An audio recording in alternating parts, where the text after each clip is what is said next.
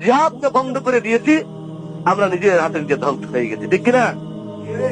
আমাদের রাষ্ট্র নাই, আমাদের ক্ষমতা নাই, আমরা আল্লাহর আইন দ্বারা শাসিত হতে পারছি না, আমরা আমাদের ছেলে মেয়েদেরকে দিন শিখাতে পারছি না, আমাদের ছেলে মেয়েদেরকে যাদেরকে দিন শিখাবো তারা অকর্ম হয়ে বসে থাকে। কেননা কাগজের বিধান অনুযায়ী দিন শিক্ষাকারীদের কোনো মর্যাদা নাই।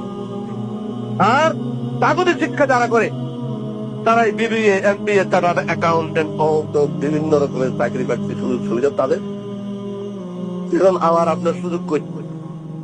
আমার হয় কাগজের হুকুমতকে ইখতিয়ার করতে হবে, কাগজের আনুগত্য করতে হবে, নাকাই মসজিদের দরজায় পড়ে পড়ে সেই মসজিদের মেহরাব আর মেম্বার এগুলো করতে হবে। এছাড়া তো আমার আপনার করার কিছু নাই। সব আমাদের ধ্বংস করেছে, সব আমরা হারিয়েছি। কিসের জন্য? জিহাদকে ছেড়ে দিয়ে।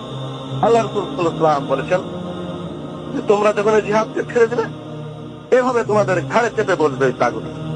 إذا تبايعتم بالعينة وأخذتم أذناب البقر ورضيتم الزراعة وتركتم الجهاد فسلط الله عليكم الذل لا تنزعوا حتى ترجعوا إلى دينكم।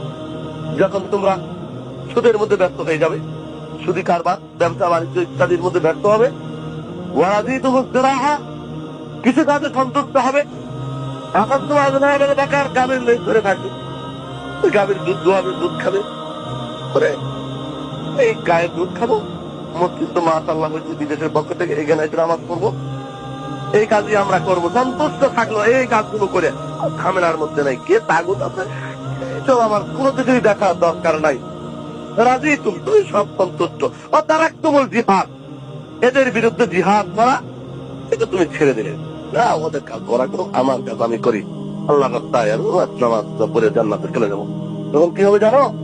ফাসাল্লাতাল্লাহু আলাইকুমুদ দুল্লাহ, তোমাদের এই কাজ থেকে আল্লাহ গোসা হয়ে তোমাদের মাথার উপরে অপমানের বোঝাকে চাপিয়ে দিবেন, অন্য জাতিকে তোমাদের উপরে তসদিক করে দিবেন। তখন এটা তোমাদের উপরে গোলাপ দেওয়া, তোমার ইমান, তোমার আকীদা, তোমার দ্বীন, তোমার শিক্ষা সমস্ত কিছু ধ্বংস করবে। তোমার হুকুমত, তোমার রাজত্ব, তোমার বাদশাহিয়ত সমস্ত কিছুকে তারা দখল করে নেবে।